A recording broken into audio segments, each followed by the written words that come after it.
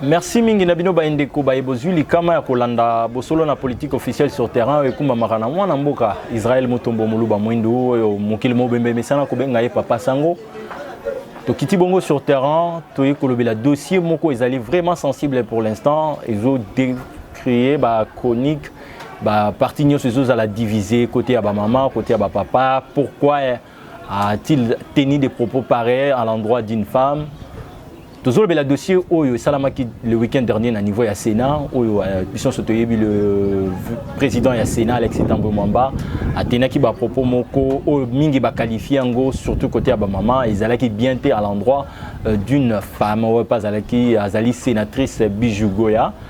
Ndebongo te kokutana na Oyo pas ali moko ya balobeleli. Auto soit azali leader il y a ba femme azoko kamba pe ngumba soit vice-président il y a ligue de femmes il y a parti de CI et kuma makana mwana mboka autorité morale na yango Vidie Chimanga wazali moko un des conseillers chef de l'état mokonza mboka Félix Antoine Tshisekedi kombo na ye maître Arlette Odia nde azali pe avocat na baro ya Kinshasa Gombe akomeka kolobela biso en tant qu'avocat, en tant que juriste, en tant que leader, il y a des femmes, il y a perspective, il y a vision, il y a mécanisme, il y a des abonnés, il y a des femmes qui partout dans le monde, qui peut-être choquées na ba propos ya Alexis Tambwe Mwamba komona keno maman ngo azali sénatrice awutaki ko lela na bémission eleki na ba chaîne mususu bomona ki ndinga lela ki esala ki vraiment parce que komona maman ko lela. En tout cas, ezalaki moi pas si ndebo ete kokutana na oyo azali moko ya balobeli lito leader ya ba mama alobaka pe mpona ba mama na makambo ebele o biso na bino toyebi ndebongo to kopesa ye maloba ameka koloba na biso moi muke oyo a bombelaki biso pona likambo oyo. Maître Arlette, bonjour. Bonjour papa. Et Sengoza nango nini ya komona bosolo na politique officielle sur terrain où ekuma makana Israël Mutombo Muluba Mwindu papa sango ekiteli yo awa. Na sepeli na visite na bino et surtout par rapport na thème bino boponi eza tellement ko eza na kati actualité eza occasion epesa meli ba maman bakoka toujours na comprendre musala topé rôle ya mwasi na kati ya mboka na kati surtout ya politique ya mboka na biso. Alors de la sepeli pour la émission bosolo na politique et qu'il a toujours proposé l'information na ba place esengeli et puis ils ont s'occuper vraiment de l'actualité et la sepeli na bino pour l'invitation. Merci beaucoup maître Arlette. Maître Arlette toujours pour na yo mwasi na kata ba institution a représenter kanini imaginez ni mwasi akoko pesa na monde entier na kata ba institution mboka présentement ndenge toujours le bela madame Goya na niveau ya Seni Bijou Goya imaginez ni mwasi akoko présenter na niveau ya mukili oyo surtout femme oyo baza ba influente tout surtout ibike no femme baza influente batu oyo baza lokola madame Bijou Goya wana lokola basi mususu biso toyebi baza na kata ba institution ya mboka ilobane koko zali. Moni kozala mwasi na kati ya politique eza eloko moko eza ordinaire. D'ailleurs soko tali bien eza te bo mwasi to kozala mobali nde salaka musala. Tozana ba capacité intellectuelle ndenge moko na ndenge o nzamba keli biso. Mona que même Bible ezoloba pona ba chrétien atape ba religion mususu eza livre moko ya référence. O ezoloba ke tango yes nzamba za okela alobaki azosala une aide semblable na mobali, ce qui veut dire que za bikelamu o nzambe asalai sachant que toza biso nyonso ndenge moko mais société o biso toza nango emonaka mwasi ndenge mususu omona esika o bako comprendre faute à mobali mais mwasi ba condamner ye ba juger nde yango ezo senga na ba maman o ke tango yo o s'engager déjà na kati ya politique o yeba société eza exigente makasi envers biso tozala na ko contrôler ba comportement ozo contrôler langage parce que oza lokola o to benga na français importe étendard oza référence pour na ba maman il faut kozala kokambama na ndenge moko ya malamu po d'ailleurs osusciter pe ba mama misusu o bazana no ko hésiter o bazana no ko comprendre te rôle ya mwasi na kati ya institution mboka ba mipesa pe na musalango pour que de plus en plus parité o tozoluka et comment effective. Mais mingi tso to lobi to lobela likambo ya parité sika to keyi wana mais c'est comme si batu mususu ba résumé parité kaka na niveau kaka ya le 8 mars.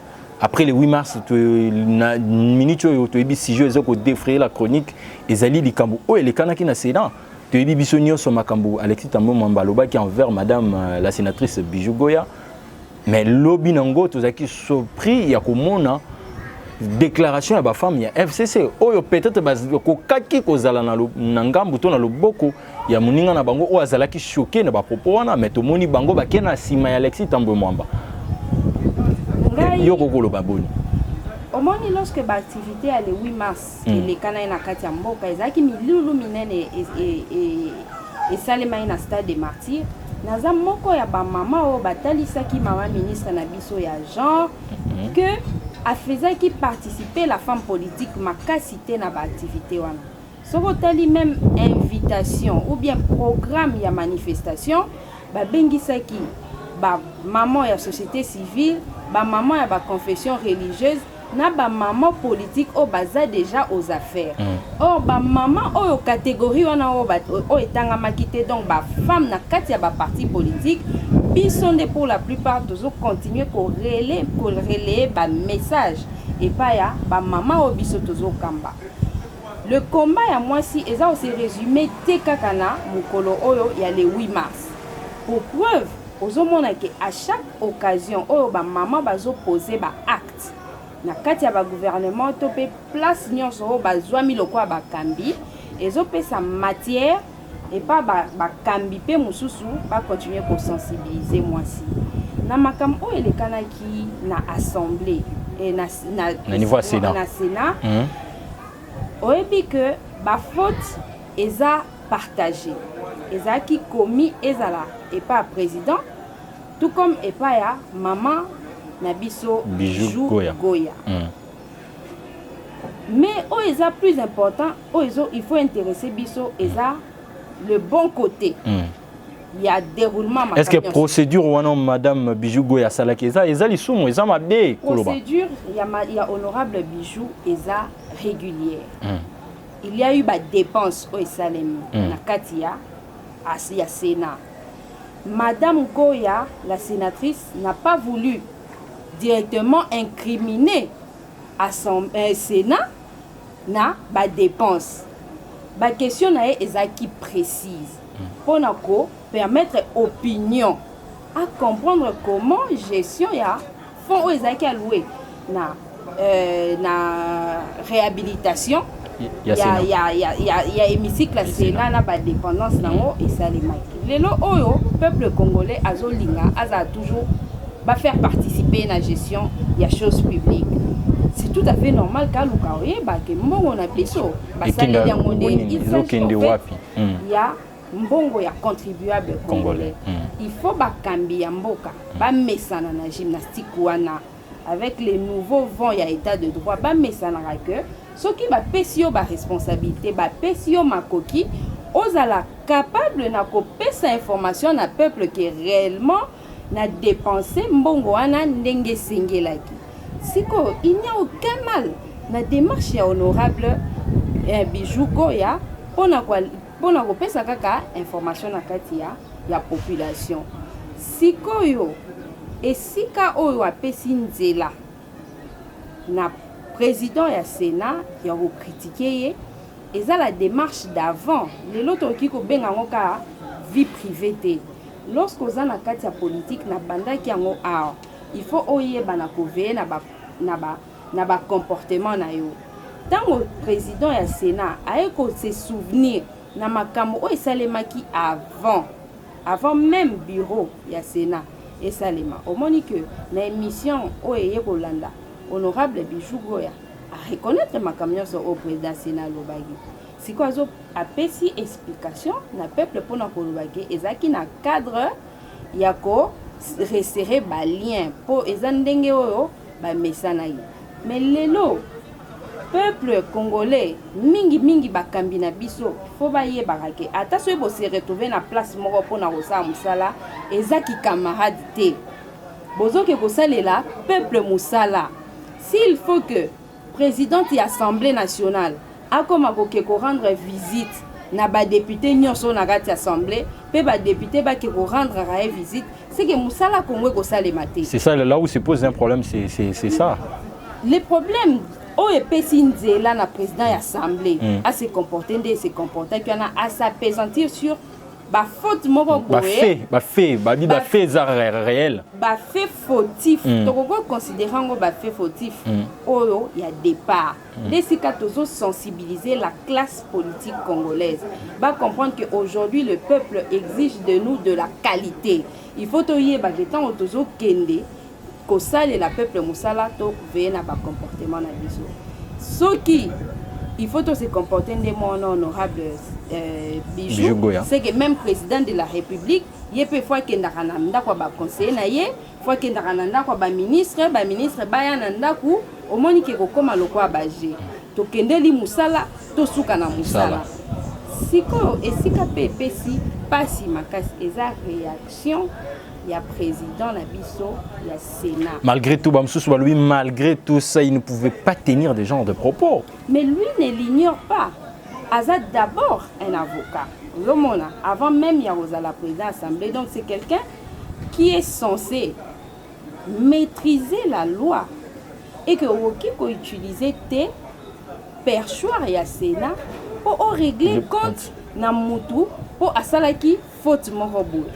Il pouvait choisir un autre endroit pour na rokende couper ça conseil na sénatrice pour na rolobake to mesanate na ke oya kotalanga ngape na yaka kotala yo. Mais il avait mal choisi le lieu et même la procédure pour na roper ça conseil wana sikoyo to leki lisusu na étape wana to ekokende na étape ya réaction ya honorable sénatrice. Tant déjà président azo commettre une faute. Bolo bakango souvent sango mokonzi alobela en émission na que on ne peut pas corriger une faute en commettant une autre faute. Ba règlement il y a Sénat. Ezako peki sa président ya Sénat a réglé ba compte na ye na micro na perchoir ya Sénat. De la même manière ezo peki sa ba sénateur bazwa parole alors que ba pesi parole te au moins sika siko ba maman lisanga ya ba maman ya FCC ba fandeli wana pona koloba que à commettre erreur à commettre forfait pona ko réagir alors qu'elle n'avait pas la parole na place wana ngana koloba nini surtout mingi pona réaction ya ba maman. Mais to monika na kata ote mettre na kata déclaration ba femme wana ba femme mosupe influente FCC bah c'est retrouvé na kata ya démarche wana to ba boy ko imposer signature na bango ko poser signature na bango na kata document wana. Bon biso to ki ko lobela te bat o ba mi monicité parce qu'on ne connaît pas ba raison o esali ke base la te peut-être ba bengisa ki bango ba yakité peut-être ba bengisa bango bazaki na tenté mais au moins celles qui se sont présentées ba lobby baza ba maman ya FCC to monde pe ba maman mususu te côté les mapona loba que ko dénier bango qualité wana on comprendre siko tant aux autres la déclaration au wana ba maman ba annoncer na kata déclaration na bango pona oloba que ba fandeli analyse ya ba incident ou le kanaki na Sénat mais tant auto analyser rapport na bango tozo mona ke ba fandelaki incident na te mais ba fandelaki plutôt comportement ya honorable sénatrice.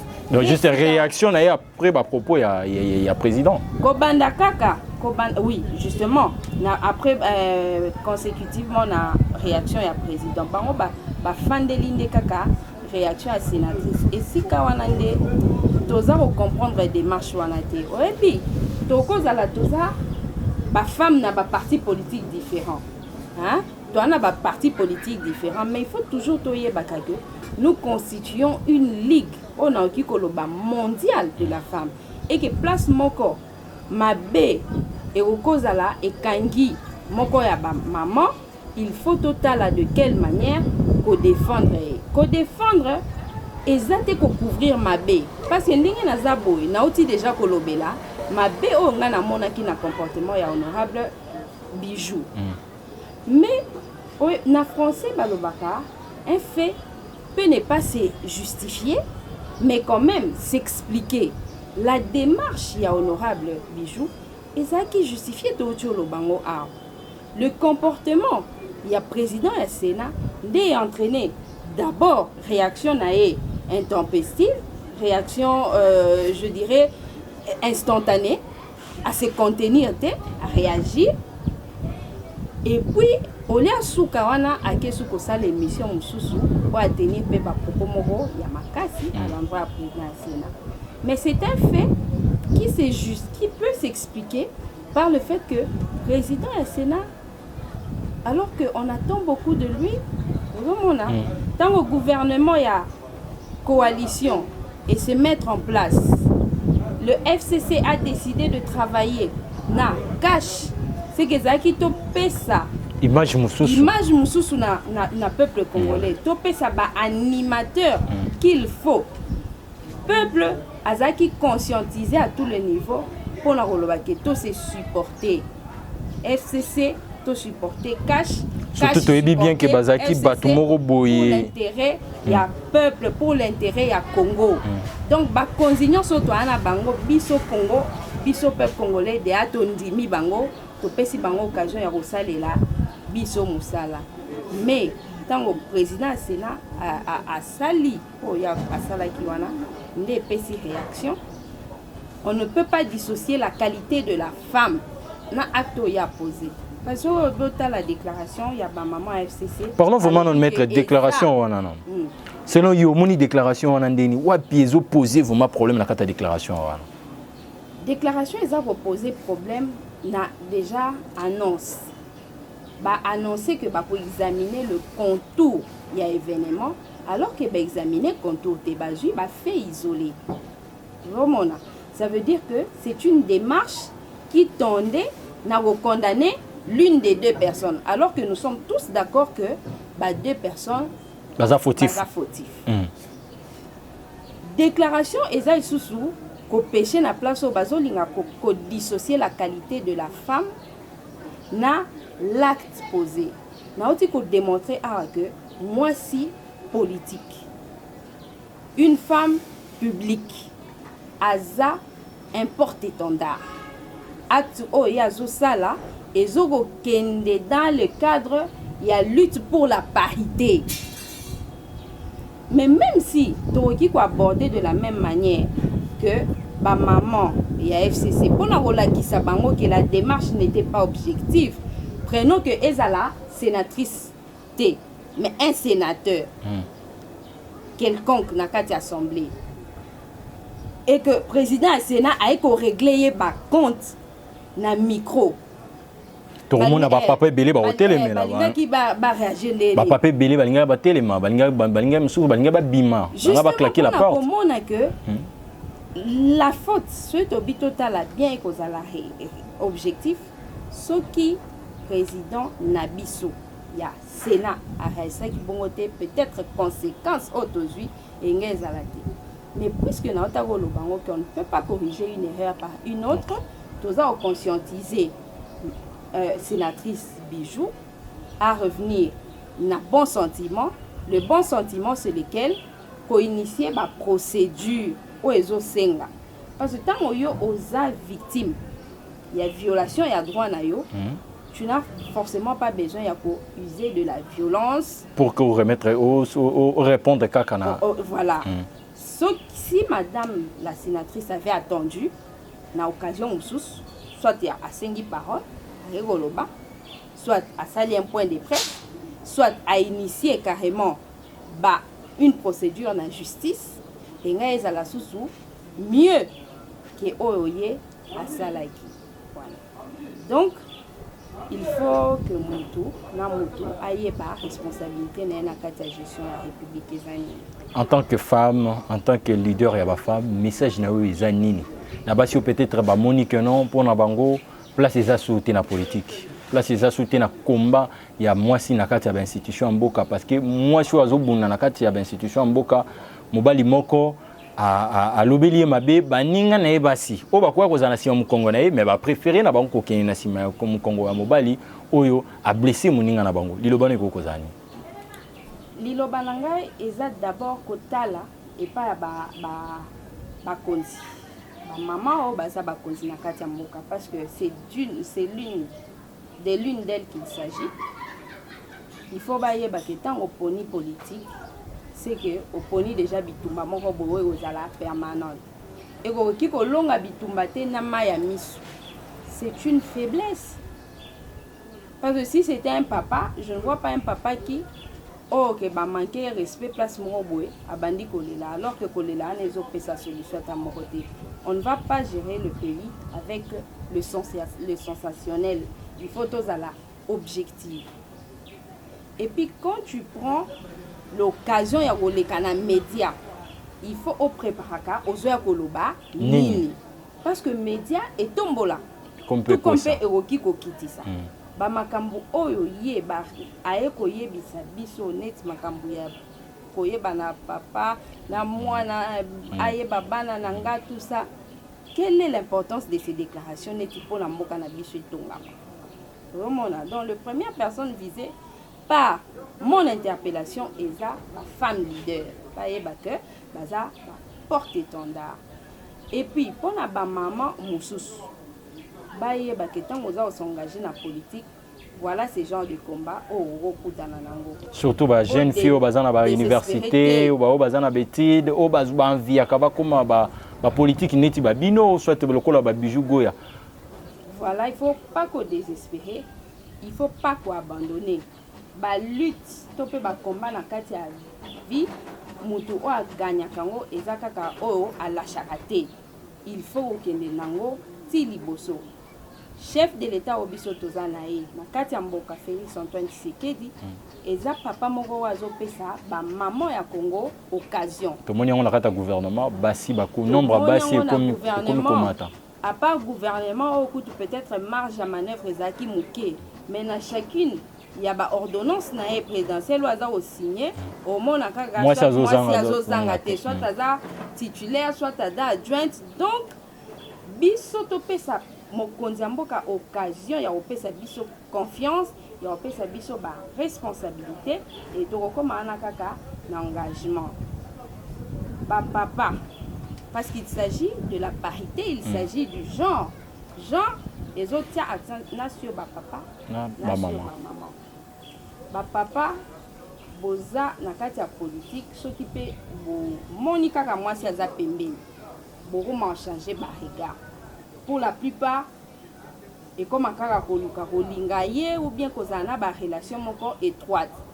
Mais exact que dans Oyo ke Kolinga moi si, au bossa ne musala moko. Quelle que soit réaction nae, andima, topé aboya, et comme elle le moko, y a quoi faiblir y est tango il est question que bossa la challenge. Maintenant mutuala qui ça apport na epo na mboka. De quoi il est capable de rappeler babiloko oyo peuple aza nango besoin te. Donc toyeba que notre population est très exigeante envers ses dirigeants. Et ils ont besoin, il y a des dirigeants qui sont à la hauteur de la tâche, la responsabilité, attente, il y a peuple, makasi. Nous devons la présente classe politique relever les défis et résoudre le problème concret, il y a peuple congolais.